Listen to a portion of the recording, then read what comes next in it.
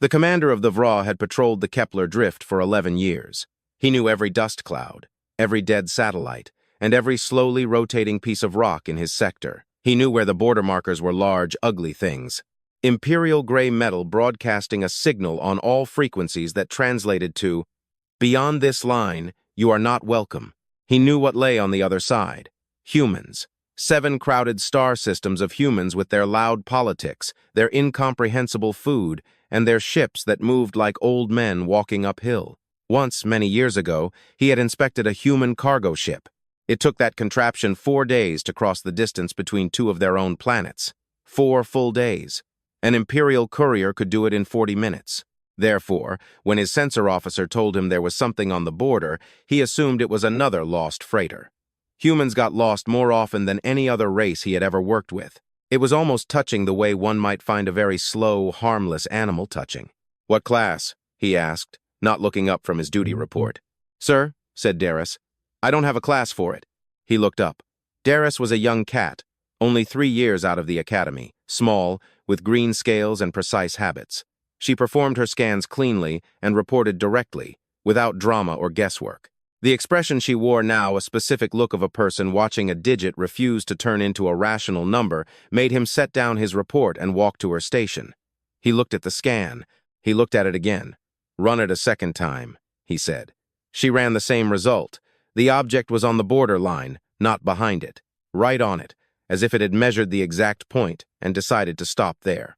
It was cylindrical, roughly the size of a heavy cruiser. The hull material matched nothing in any database of the Imperial catalog. The energy output was in the range of a full battle cruiser, contained in a hull a quarter of that size, and it hadn't been there 6 minutes ago. The VRA commander performed the calculation. He did it twice because the first answer was impossible, and he wanted to give the universe a chance to correct itself. The second answer was the same. Something had crossed 2 full astronomical units in less than 6 minutes. He looked at the image the sensors had pulled. A dark hull, almost black, with a texture the sensors struggled to categorize. Running lights along the ridge, white and amber, steady and slow pulsing. No visible gun ports, no obvious weapons bays. And along the side, in letters large enough to be read from 3,000 kilometers away, was a line of text in the human alphabet. His translation program rendered it cleanly, UNS Iron Meridian. Below it smaller, for Earth and her children. He froze for a moment. "Get me the fleet," he said immediately. Admiral Casway received the report at 0400. Still half asleep, tablet in hand at the edge of her cot, she read it once, put it down, picked it up, and read it 2 more times. She had served in the Imperial Navy for 42 years. She had survived 3 border conflicts, 2 colonial suppressions, and a head-on collision with a pirate alliance that had plagued the outer sectors for over a decade. She was not a person who was easily frightened. She was frightened. An hour later, she gathered her senior staff in the conference room. The scan results were on the main display. She stood at the front of the room and let them look. Her weapons officer, Hargon Shrifa, large, even by Rada standards, with a career full of combat scars, spoke first. "A fake signal. Who is impersonating humans?" "The power output is real," said Palin, her science officer. Droat was already conducting a secondary analysis on her personal screen, opening one window after another. A signal can be faked. An energy signature like this? It cannot. Whatever is powering this ship, it is truly powering it. "Then what are we dealing with?" Hargon asked. "I don't know," Palin said. She said it very evenly, as if the words were heavy. "And I don't like saying that." Casway had spent the time in the shuttle reviewing the Empire's complete intelligence file on the development of human military forces. It was thorough 30 years of observation, inspections, informant networks inside human space, satellite surveillance of every major human facility. It was a document as complete as could be. It stated, primitive propulsion, limited energy weapons, basic kinetic technology, no significant developments in the last 10 years. The file was wrong. Not slightly wrong, but catastrophically wrong. They were hiding something, she said. No question. For years they have been building and hiding. I need to know how. No one had an answer yet. "We move," she said. "Full group. Slow approach. Shields up. Weapons on standby. Inactive. I don't want to fire first at something I don't understand. Keep the comms line open." She paused and looked around the room. "Questions?" Hargon looked at the power readings once more, then at her. "No questions," he said. The 3rd Imperial battle group moved in formation, dreadnought in the center, heavy cruisers on the flanks, frigates spread wide in a defensive pattern, 14 ships in total. A force that made pirate fleets turn and run, and colonial governments recalculate their options. Casway stood at her front viewport and watched the Iron Meridian through a high-resolution scope. The ship didn't move, didn't engage visible systems, didn't attempt to scan them as far as their own sensors could tell. It just sat there with its amber running lights blinking slowly and evenly, as if breathing. 14 ships were closing in on it, and it sat as if it had nowhere else to go. She opened a comms channel. "Unknown ship. This is Admiral Casway of the 3rd Battle Group of the Galactic Empire. You are on a restricted border established by the Kepler Treaty. Unauthorized presence in this zone is a violation of Imperial law. Identify yourself immediately and report your intent." Static noise, then a clear and unhurried voice. Human, female, young, and unafraid, the kind of youth that comes from knowing exactly what you are doing. "Admiral Casway, this is Captain Sarah Okafor, commanding the UNS Iron Meridian. We hear you clearly. We have been waiting for your call," Casway said in an even voice. "You are aware you are on the restricted border." "On it," Okafor said. "Not behind it. We measured carefully. We wanted you to see us, and you have seen us. We would like to talk." "About what?" "About the arrangement," Okafor said. "About the border, the treaty, the 40 years it has been in effect. We have been thinking, and we would like to discuss changes." Casway thought about the power readings, thought about the 6 minutes it took to cross 2 astronomical units. "I think," she said carefully, "a conversation is a good idea." They agreed on a neutral meeting ship, a small Imperial diplomatic shuttle, in open space, no weapon systems. Casway took Palin and Hargon with her. She considered a larger delegation and decided against it. More people meant more visible anxiety. She was an admiral. She was absolutely and professionally not alarmed. She was just very careful. The humans arrived in a small transport module. There were 3 of them, 2 in the dark uniforms of the United Nations Space Command. She could identify military by the way they moved through an unfamiliar room, scanning exits, noting positions. And 1 civilian, an old man with gray hair, in a simple dark coat without insignias. He entered and sat at the table without waiting for an invitation, pulled out a small personal device, and began reading something on it. He looked relaxed, as if this were a meeting he had been to 1,000 times. "Dr. Nusu," he said, not looking up. "I headed the engineering team of the Iron Meridian, 1,200 people over 14 years. I thought it made sense for someone to be here who could answer technical questions directly, rather than making you guess." 14 years. 14 years, and the Empire had seen nothing. Casway sat down. "You built it." He looked up. He had the eyes of a man who had spent his whole life solving problems that hadn't been solved before. A specific kind of focus. Deep and quiet. He smiled. "We built it. A lot of brilliant people dedicated a lot of years to it. I am very proud of them all."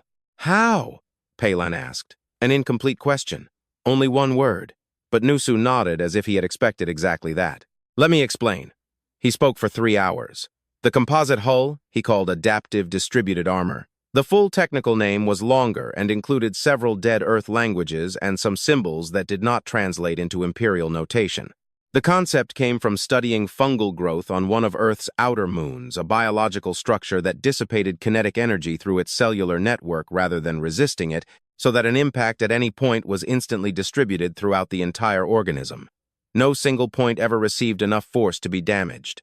The material science team had spent 11 years reverse engineering this principle to create the composite. The result: a hull that took energy from weapon impacts and distributed it across its entire surface, dissipating it before any structural damage could occur. Some of that dissipated energy is captured and recirculated into the propulsion system, Nusu said. In simple terms, the harder you hit it, the faster it goes. Palin stopped moving. The propulsion system was what Nusu called inertial folding. "Mathematics," he said, still being refined, and I will not apologize for that. Some problems take time.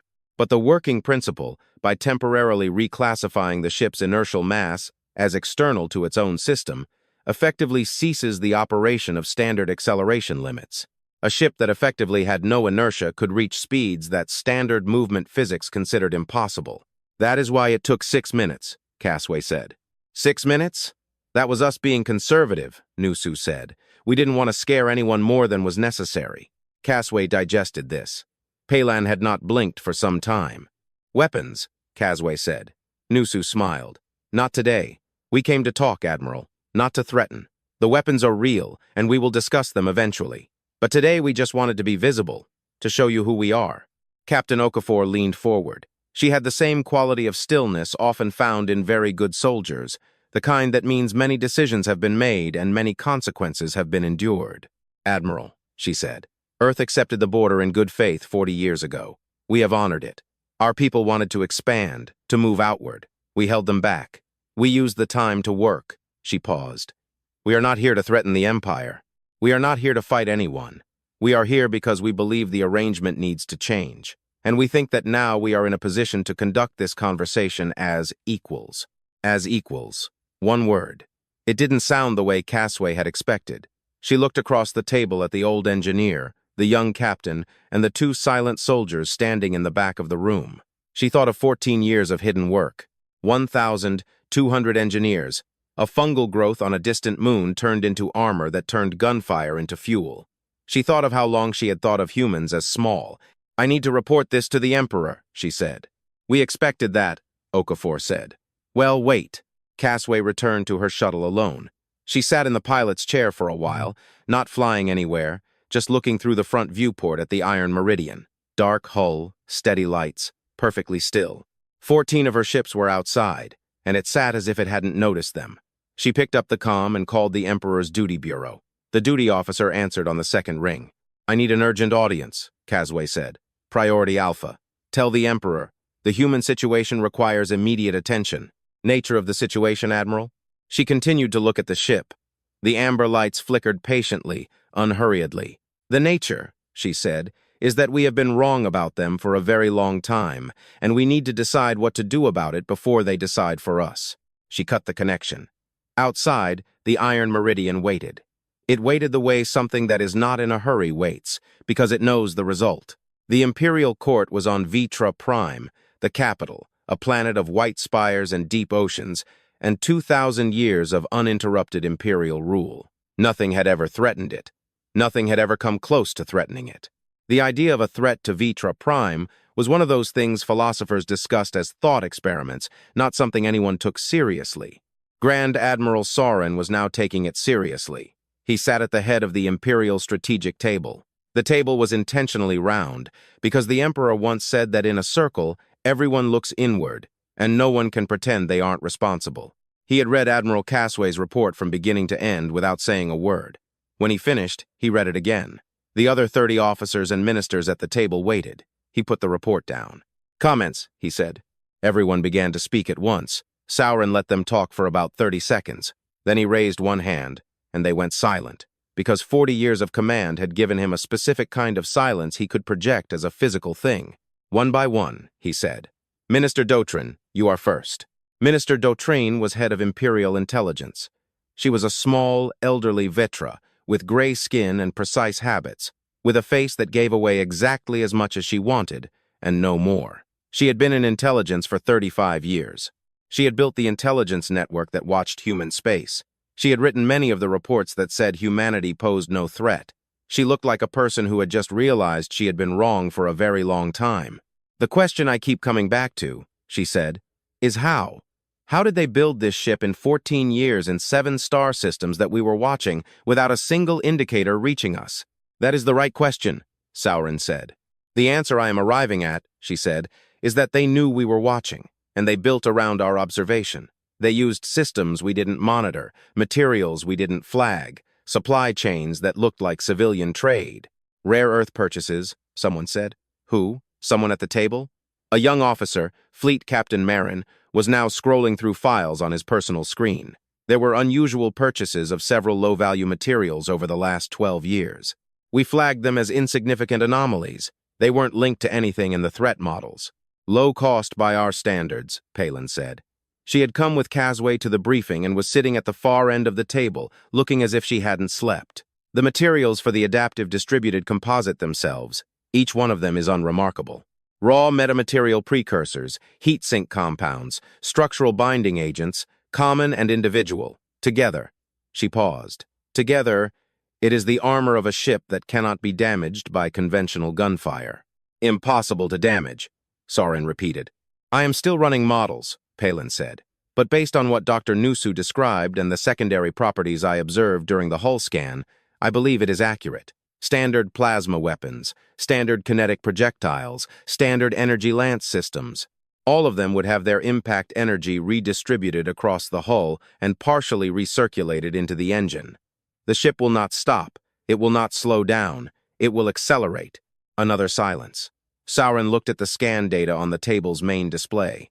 The Iron Meridian hung there in 3 dimensions, slowly rotating. Dark hull, amber lights. How many such ships do they have? He said. Everyone looked at Dotrin. Dotrin looked as if she were carrying something heavy. We don't know, she said. Based on what we have reconstructed in the supply chain, the volumes of materials matched 1 ship. But the same deception in the supply chain that hid this ship could have hidden others. We simply don't know. Sauron stood up and walked to the viewport. The white spires of Vitra Prime stretched out beneath him. A capital, the center of an empire spanning 300 star systems, governing 47 species. It had existed for 2,000 years. Give me everything, he said. Every trade record, every surveillance channel, every informant report, everything we have on humanity for the last 50 years. I want it reviewed from scratch by new eyes looking for what we missed. He turned back to the table. And I want to talk to this Captain Okafor personally. The secure channel was established the next day. Sauron had reviewed enough new intelligence assessments to realize he would not win this by projecting force. That approach required the other side to be unsure of your strength relative to theirs. Captain Okafor, sitting casually on what appeared to be the command deck of the Iron Meridian, did not look unsure in anything. Grand Admiral, she said. Thank you for connecting directly. Captain Okafor, he said. I want to understand something before we go further. The Iron Meridian, is it one of many or the only one? She did not answer immediately, not out of hesitation. Rather, she was deciding how much to say and in what order. It is the first of its class, she finally said. The first commissioned and the first deployed. And others of this class are in various stages of completion? He asked. She smiled. It was a polite smile, not warm, not cold professional. Grand Admiral, we are not here to negotiate from fear. I think we have demonstrated that the number of ships we have is information we will share as part of a proper diplomatic process under proper conditions, not as a demand or a threat, but as part of a real conversation. You understand, he said. The Empire does not negotiate from a position of uncertainty. I understand that was the Empire's position, she said. I suspect it might have to become more flexible. Sauron studied her face through the screen. She was young, not inexperienced or reckless in the way a young person is who has grown up knowing they were going to do something like this. Prepared. Long prepared. What does Earth want? He asked directly. Expansion rights, she said. Freedom of movement in sectors that are now restricted to us. Full diplomatic recognition as a sovereign galactic power, not as a protected species. Fair trade access, and a seat at the table when decisions are made that affect our systems. That is a very big ask, he said. Yes, she agreed, and we think we have demonstrated we are in a position to ask for it. Sauron politely ended the call and then stood for a long time looking at the empty screen. The intellectual review took 10 days. Dotrin's people worked without sleep, pulling records and cross-referencing, tracing supply chains back through third-party traders and front companies, civilian shipping logs. What they found was simultaneously impressive and terrifying in that specific sense in which something is terrifying when you realize how obvious it should have been. Humanity had been buying raw materials through 17 different intermediary species, routing purchases through established trade networks that the Empire monitored for obvious threats. Weapons, components, military propulsion parts, known military materials. They were specifically buying things that didn't appear on any threat list, things that looked like industrial components, research equipment, building materials. The volumes accumulated over 12 years indicated a manufacturing effort of a scale that required an enterprise the Empire hadn't found, because the enterprise wasn't in any of the 7 known human systems. It was on a moon in outer space beyond the border map, behind the Kepler Treaty Line, in a region of space that Imperial surveys classified as empty and not worth spending fuel on. Humans clearly had a different opinion on what was worth investigating. The moon had no name in any Imperial database. Its human designation, once they delved into the recovered files, was simply Foundry 1. "Is there a Foundry 2? One of Dotrin's analysts said, pale, placing a tablet on the minister's desk. Dotrin looked at the file. "Yes," she said. "Yes, I see."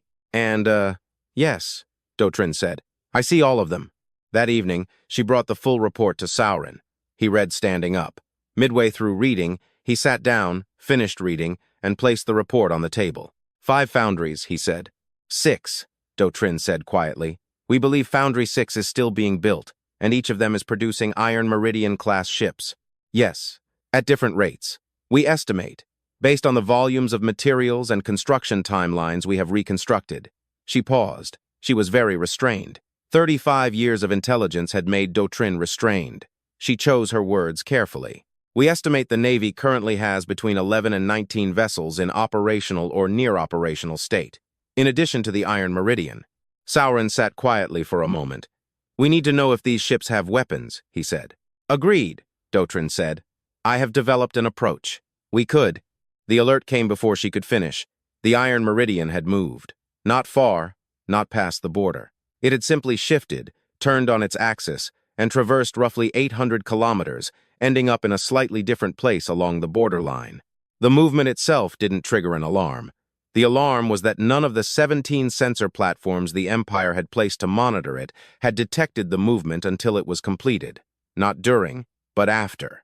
It had moved 800 kilometers, and the sensors had missed it entirely. Sauron's tactical staff was watching the recording in a loop when he arrived on the bridge. They had run it 6 times. The result was the same every time. 1 frame, the ship was in position A. Next frame, 0. 3 seconds later, the ship was in position B. No transition, no recorded movement, just somewhere else. "Is the recording corrupted?" he asked. "We checked all 17 channels," said the tactical officer. "Independently recorded, all show the same gap. The ship was moving faster than our sensor refresh rate." "Our sensor refresh rate is 0.3 seconds, Sauron said. "Yes, sir." Sauron looked at the display. The Iron Meridian sat in its new position. Amber lights blinked. "It moved 800 kilometers in less than 0.3 seconds, he said. "Yes, sir." He thought about Admiral Casway's report. 6 minutes, that was us being conservative. We didn't want to scare anyone more than was necessary. The comm lit up. "Okafor's channel," he answered. "Grand Admiral," she said. She sounded the same as always. Calm, professional. "We noticed your sensor platforms tracking us. We thought a small demonstration of movement capability might save time. You would have asked in any case." 2, he said. He looked at her through the screen. "You could go anywhere, right now." "Yes," she simply said. "You could cross the border. You could arrive at Vitra Prime." "We could," she agreed. "We haven't, because we are not here to invade. We are here to talk.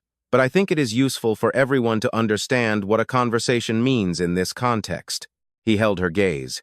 She held his effortlessly. "I will prepare an official diplomatic proposal," he said. "Terms for discussion." "We will be ready," she said. He cut the connection, looked at his tactical team, looked at the Iron Meridian display. Dark, quiet, patient. "Get me Minister Dotrin," he said, "and give me something for the headache." The room was very quiet. Outside, across the border, the ship waited. It was very good at waiting. There was a faction in the Imperial court that believed the answer was simple. Send more ships. The logic was straightforward, at least on the surface. The Iron Meridian was 1 ship. Regardless of what it could do, the Empire had thousands of ships distributed across 300 star systems. The number, they argued, was the ultimate equalizer.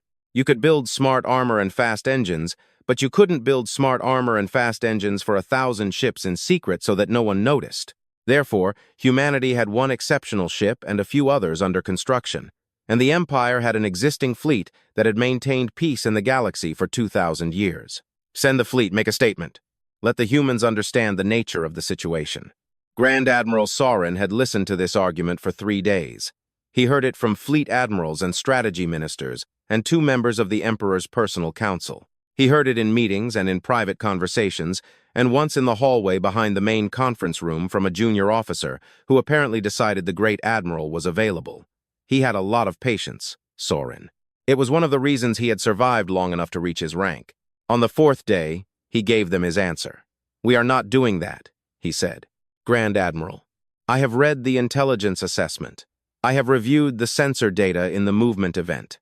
I have had 3 conversations with Captain Okafor." He looked at the faces gathered around the table. "I want to ask everyone here a question. If you send 1,000 ships to that border, and the Iron Meridian is still there when they arrive, what will you do next?" No one answered. "Because firing is the next step," he said.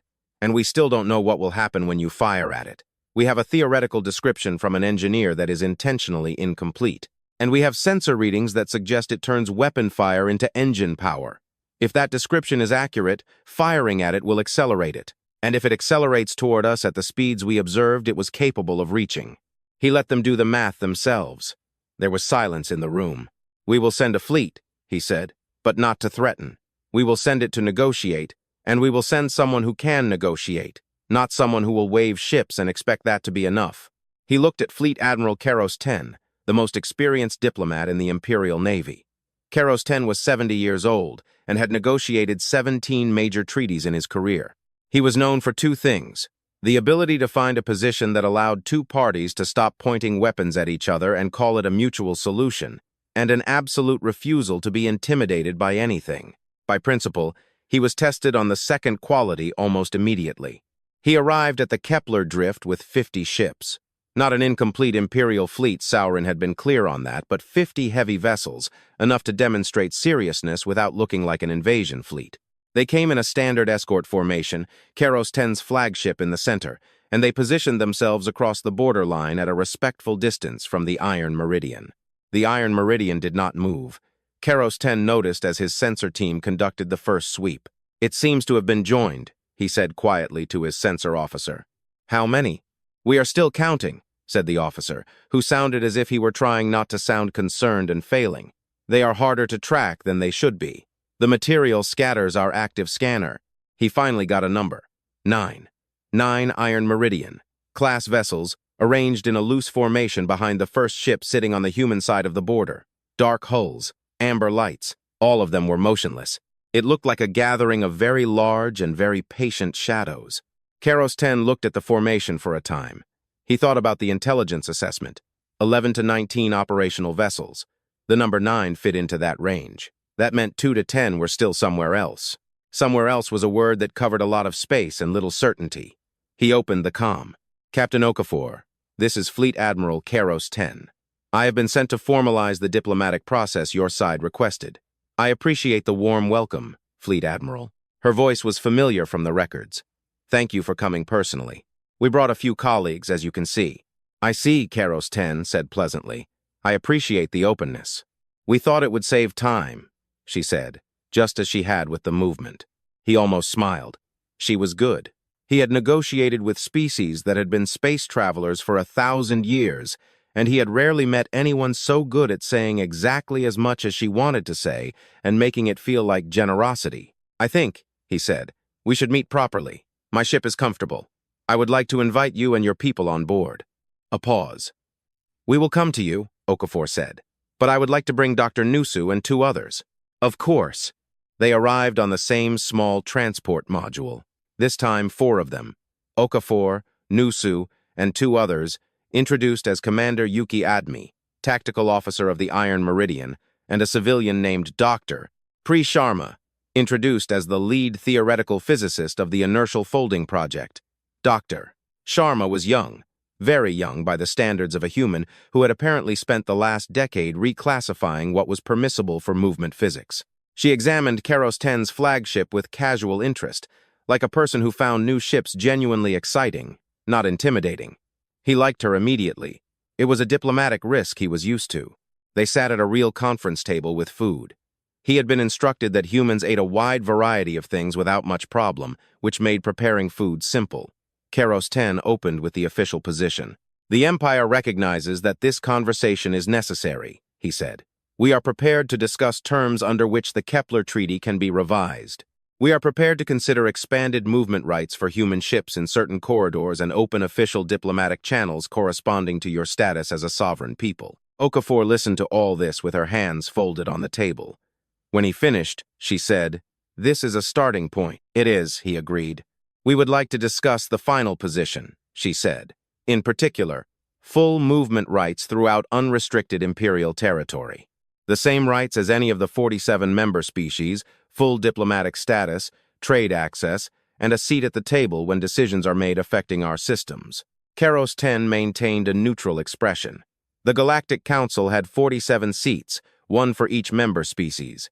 A seat required a species to be a recognized galactic partner for a minimum of 100 years and to have demonstrated peaceful integration into the Imperial community. Humanity had been a known species for 30 years. That is a significant request, he said. Yes, she agreed. We know. We also know that the traditional path to that seat takes 100 years and a history of gradual integration.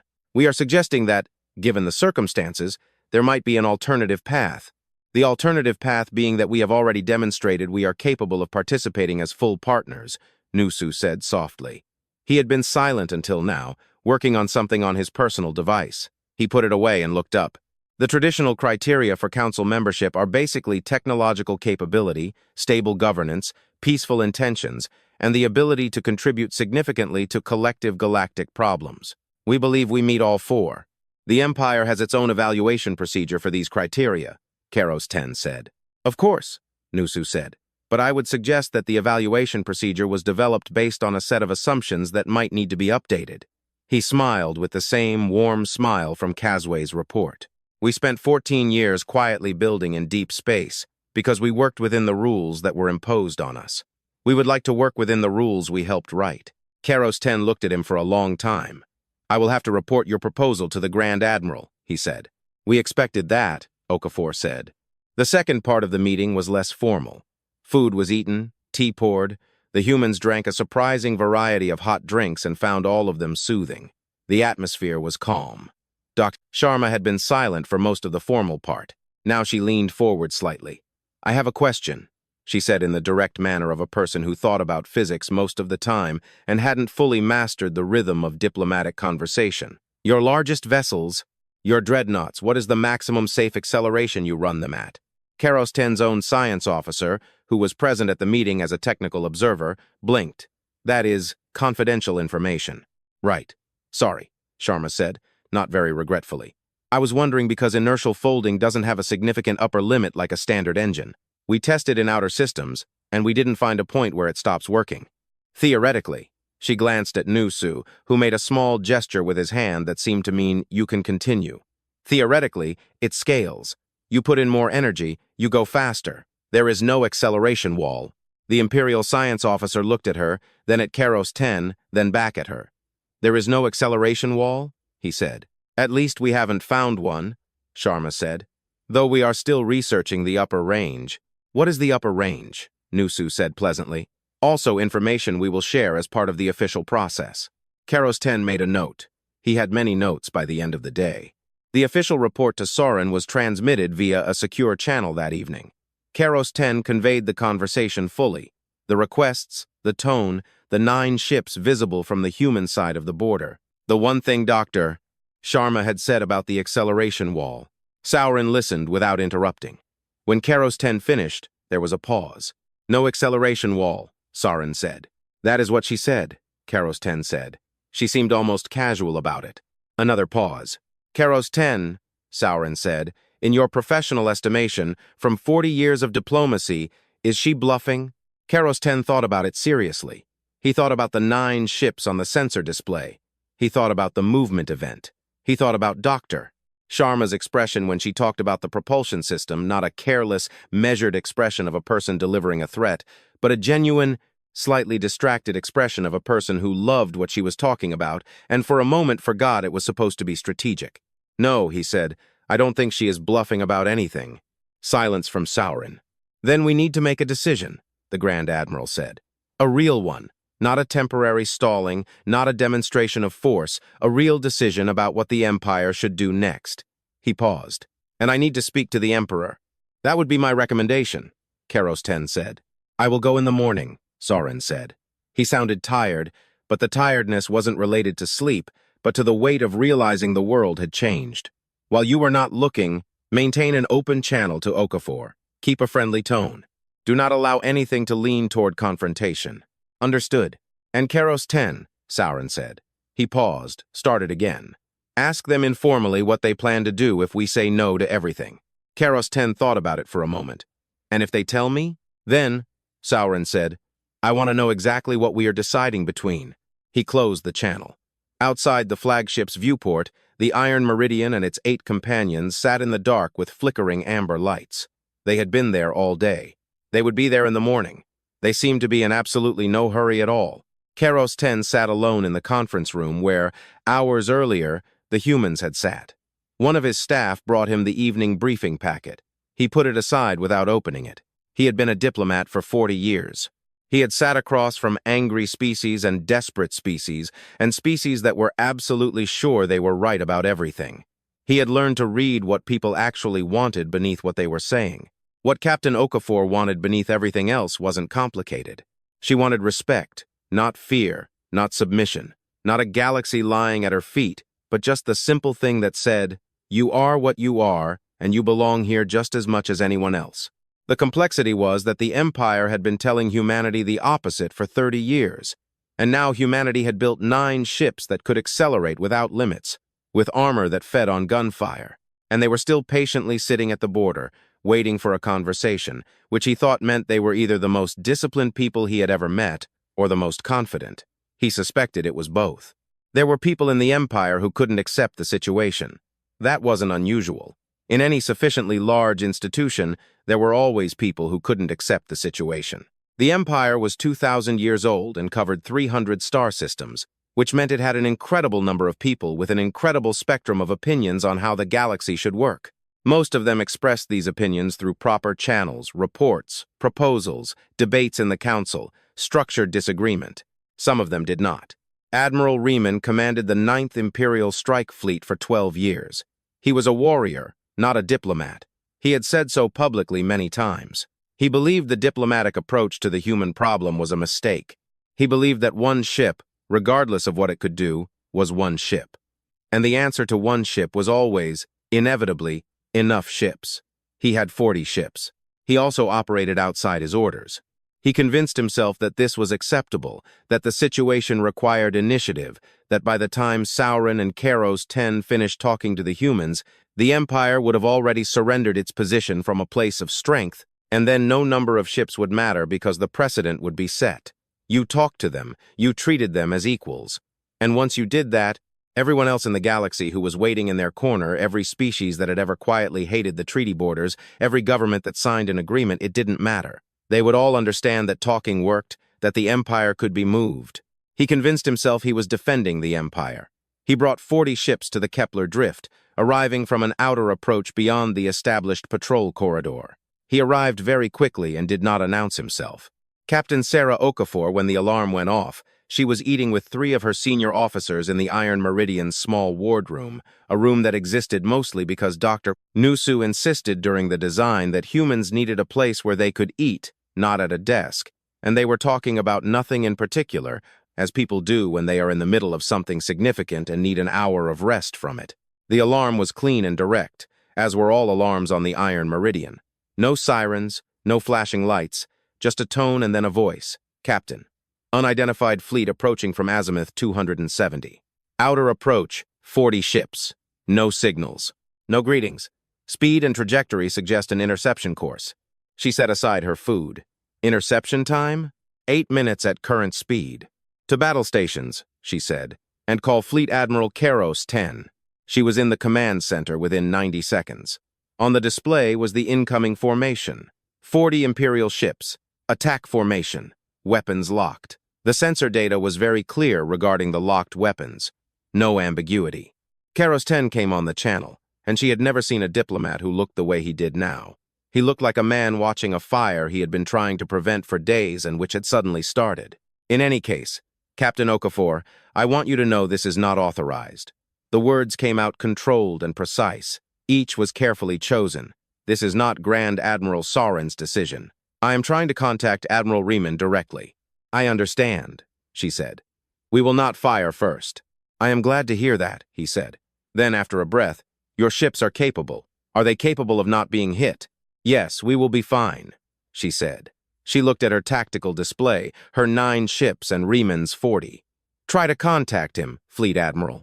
She returned to her crew. Commander Admi. She was already at the tactical station. Formation, defensive posture, Okafor said. Get the others into flank positions, but nothing in front. We wait. If they fire, we will manage, she said. But we do not fire first. Rieman's 40 ships arrived quickly and enveloped the human formation in an attack posture. He positioned his fleet in a standard envelopment pattern. 8 ships above, 8 below. The rest spread out in a wide arc to cut off escape routes. It was a formation that had ended the northern border conflict 12 years ago, and it was extremely effective at conveying the message that the situation was no longer a negotiation. He did not announce himself because he did not want to negotiate. He opened the channel himself. Finally, when he had taken position, "Human ships, this is Admiral Riemann of the 9th Imperial Strike Fleet. You are violating the Kepler Treaty. Withdraw immediately to your own space, or I will consider your presence an act of aggression and respond accordingly." He waited.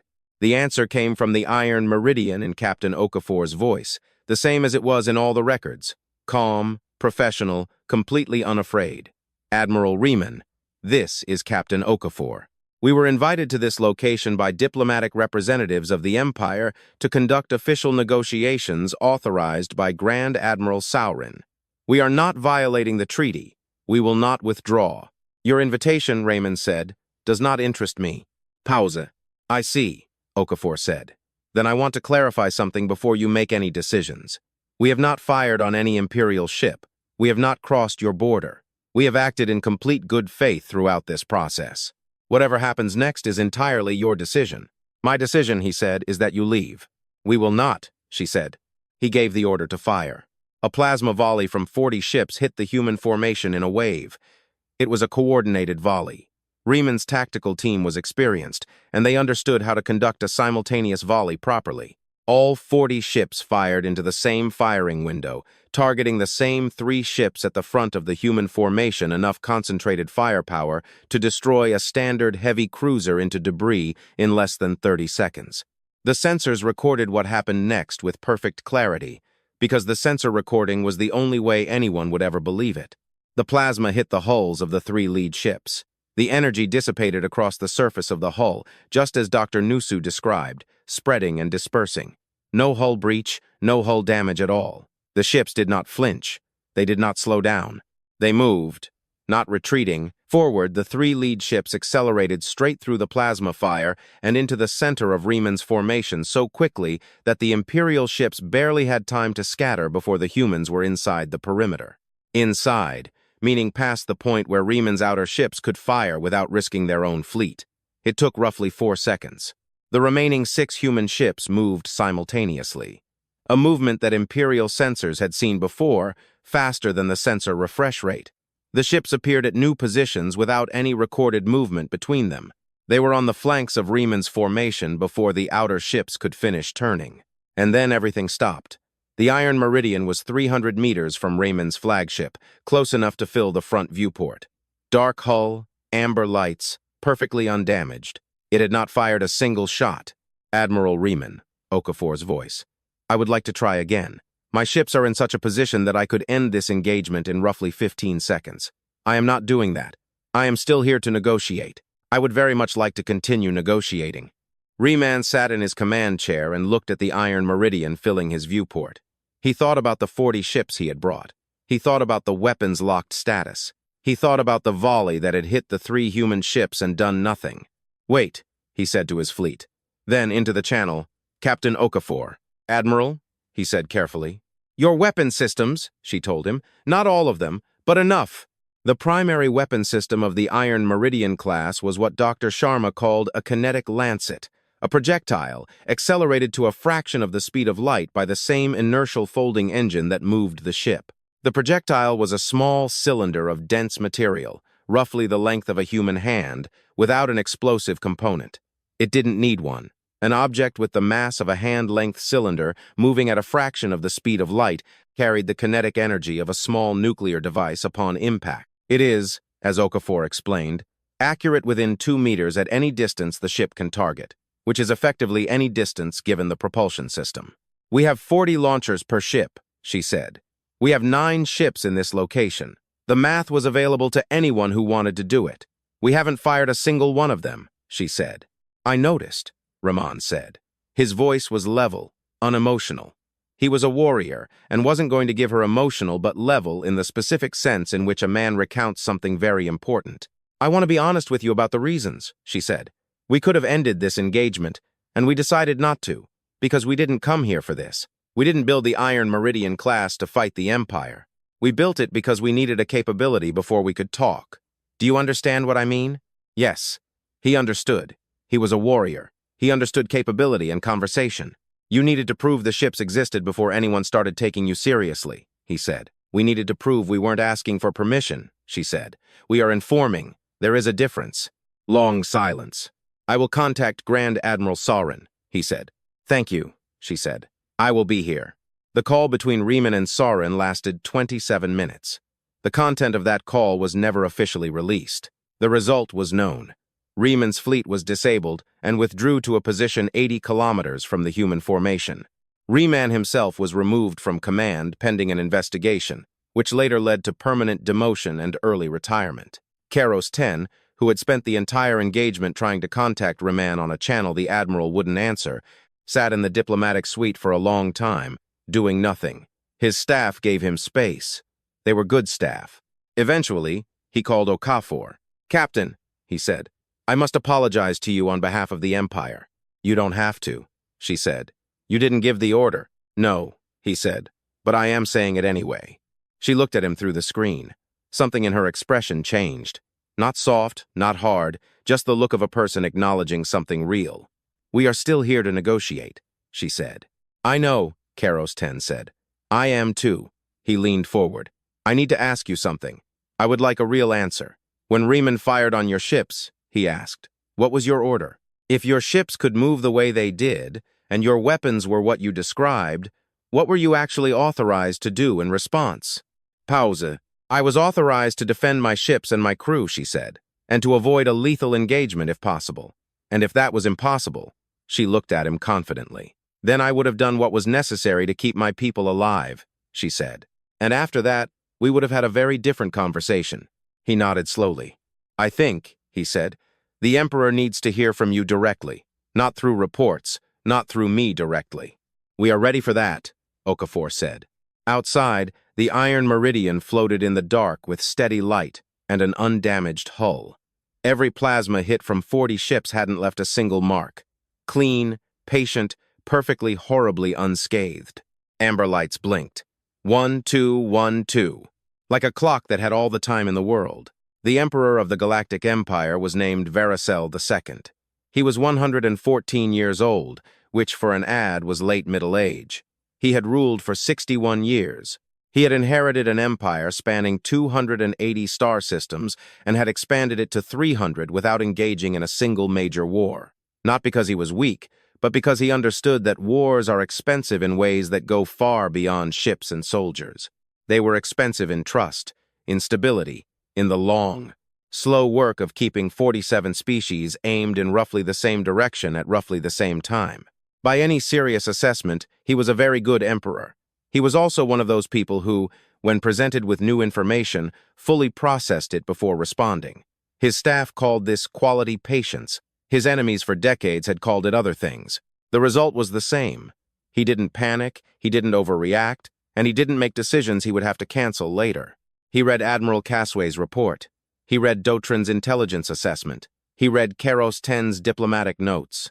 He read the full sensor logs of the Riemann event, including the recording of the volley of 40 ships hitting the 3 human ships, and the 3 human ships accelerating into the middle of his fleet without a single scratch. He read all of it in one sitting in his personal office without staff present. Then he sat alone for a while. Then he told his servant to arrange a call to Captain Sarah Okafor. The channel opened at 0900 Vitra prime time. The Emperor sat at his personal desk, not the official throne, which in itself was a decision and intentional, the kind that said, sometimes this is a conversation, not an audience. He had thought about this choice before making it. On the screen, Okafor was in what appeared to be the same command deck she had used for every previous call. She was in uniform, back straight, but her facial expression wasn't the tightly controlled professional face she gave Casway and Sauron.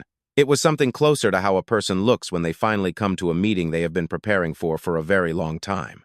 Captain Okafor, said the Emperor. Emperor Varizel, she said. He let the silence hang for a moment. Not awkward, but simply real. I have reviewed everything, he said. The ships, the technology, the encounters with Admiral Riemann. I want to start by saying to you that Riemann acted outside his orders and that his actions do not reflect the Empire's position. I understand, she said. Fleet Admiral Karos 10 made that very clear. Good. He folded his hands. I also want to say to you that the Empire's intelligence regarding your capabilities was flawed, that we should have known sooner, and that 40 years of limited movement under the Kepler Treaty were based, in part, on an assessment of your development that was not accurate. I am not apologizing for the treaty. It was entered into in good faith with the information available, but I acknowledge that the information was wrong. Okafor was silent for a moment. He felt that this was not what she had expected in the first instance. Thank you, she said. That means something. I want to understand something, he said. You had the opportunity over the last week to take a completely different course of action. You could have crossed the border. You could have responded to Riemann's attack with force. I want to know why. She held his gaze through the screen. She was younger than he expected, not in years, but in the way certain people are young regardless of age, focused, direct, unimpressed by power for its own sake. Because we did not build these ships to fight you, she said. He looked at her. Explain that. 40 years ago, she said, Earth signed the Kepler Treaty because we had no alternative. We were new to the galaxy. We were small, and the Empire was huge. The treaty put us in a box, and we accepted the box because fighting for the box was a losing proposition. She paused. But humans are the kind of people who don't stay in boxes. We work on the box. We spent 14 years quietly building outside the box until the box was no longer relevant. Foundries, the Emperor said. 6 of them, she simply said. We were hiding because we were planning something hostile. We were hiding because we knew that if the Empire saw us building early, there would be pressure to stop us, and we were not to be stopped. And now you are not in the box, he said. Now we are not in the box, she agreed, and we still do not want to fight you. That was never the goal. The goal is simple, to be seen for what we are, not a protected species, not a small civilization in a limited corner of the galaxy. A people who have the same right to be here as anyone else. The Emperor was silent for a moment. He looked at his desk, at the stacks of reports, at 61 years of decisions, large and small. Then he looked back at the screen. What you are asking for, he said, is council membership, an official seat. Yes, the council has criteria we meet, she said firmly, not aggressively. I know the traditional term is 100 years. I know the integration process is long. I ask you to look at what we have demonstrated and honestly tell me if the criteria are about time or if they are about governance capability and peaceful intentions. He thought about the volley of 40 ships, the undamaged hull, the ships that moved inside the Imperial formation without firing a single shot. He thought about the fact that they sat patiently at the border for a week, waiting for a call. The traditional process exists for good reasons, he said. It ensures stability. It ensures a new member species has time for integration, for building relationships, for being known by other members before it receives official power. I understand, she said. We are not asking to skip the relationships. We are asking for formal recognition to begin building them as equals. There is a difference between a subject present as a guest and a subject sitting at the table. Yes, he said quietly, there is. The call lasted 2 hours. When it ended, the Emperor sat in his office for a long time, not inactive, but thinking, which for Varizel II was not the same as being inactive. This was the most active thing he had done. He thought about the history of the Council. He thought about how it had formed species by species over 2,000 years. He thought about the arguments against accepting humanity, the disruption of existing relationships, the symbolic importance of precedent, the fact that other species awaiting their recognition would point to this and say, why not us? He thought about these arguments and found them reasonable. He also thought about the Iron Meridian absorbing the volley of 40 ships and accelerating into the middle of the Imperial formation. He thought about the 6 foundries. He thought about the fact that Dr. Sharma, a physicist around 30 years of age, apparently had taken the upper limit off what the propulsion system could do. And he thought about the most important thing, which was the question Karos 10 had asked in his final report almost as a footnote. Quiet, hidden at the end of a paragraph. These people had the capability for a completely different approach and chose not to use it. That choice tells us more about them than any technical assessment. 2,000, he said. He called his senior advisor. Arrange a full council session, he said, in 30 days. The agenda item is the formal status of the human species and the question of a review. Sir, the formal process for a council membership application. I know what the process is, he said. I am the one who has to prove it. Schedule it. The 30 days were tense. Keros 10 began the formal diplomatic process. Documents, terms, the careful architecture of an agreement that had to satisfy 47 existing council members before it could satisfy anyone on Earth. It was his best work, he would say later. 40 years of practice compressed into 30 days of very long hours and very strong tea. Dotrin's intelligence began a full structural review of the Empire's intelligence network. The question of how they had missed 6 foundries required a real answer, not a political one. She found the answer. In the end, it wasn't forest level. The network was designed around known threat models, which meant it was designed around what the Empire already expected to find. Anything that fell outside the expected categories was systematically underestimated. The humans hadn't broken the intelligence system, they had simply built something the system wasn't looking for. She rewrote the threat assessment criteria from scratch. It took a long time, and it was a very unpleasant job, and it was the most important thing her department had done in a decade. Admiral Casway, who had been the first Imperial officer to encounter the Iron Meridian and react to it by picking up the comm instead of raising a weapon, was quietly promoted.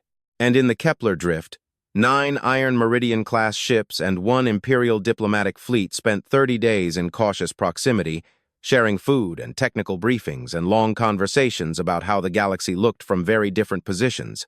Commander Admi, who had experience in small vessel racing, discovered that Keros 10's navigation officer had similar interests. They talked for 6 hours one evening about the physics of sharp turns under different drive systems. Dr. Sharma and the Imperial science officer, who had heard her describe inertial folding, conducted 3 joint simulations for which neither of them yet had clearance, but which both agreed were too interesting to wait for. Nusu, who was 71 and had spent 14 years at the production facility on the unnamed moon, slept 12 hours a day and said it was the best sleep he had had in decades. And Okafor spent most of the 30 days on comms. Earth was watching everything closely. At home, there were people who worried. At home, there were people who were furious about the Riemann incident and wanted a much tougher response than the one Okafor was giving. There were people who thought the entire diplomatic process was naive. There were people who wanted to know why she didn't just cross the border and challenge them. She answered all these people in the same way, in different words, which boiled down to one thing. Because we are not here to win a fight, we are here to end the need for one. The council session took place on a planet called Maris Neutral Territory, a planet of rootless intelligent species chosen 1,000 years ago specifically as a place where the 47 member species could gather without feeling like they were meeting on someone else's territory. Okafor, Nusu, Admi, and Dr. Sharma and 7 other members of Earth's diplomatic team were there. She was dressed in the formal UNS uniform, dark, neat, with a small patch on her shoulder showing Earth from space, blue and white, and incredibly small for a planet that had birthed people like the ones in that room. She sat in the observation section and watched Keros 10 make the case. He was good 40 years of this, and he was very good. He laid out the history cleanly. The 4 zero-year treaty, the foundries, the capabilities, and he didn't soften anything. He told the council exactly what the Iron Meridian could do. He told them about the volley. He told them about the movement. He told them about the fact that humanity had watched, built, and waited for 30 years and never once used that capability, other than to sit at the border and ask for a conversation. The criteria for council membership, he concluded, have always been about character as much as capability. We ask, can a species be a stable and constructive partner?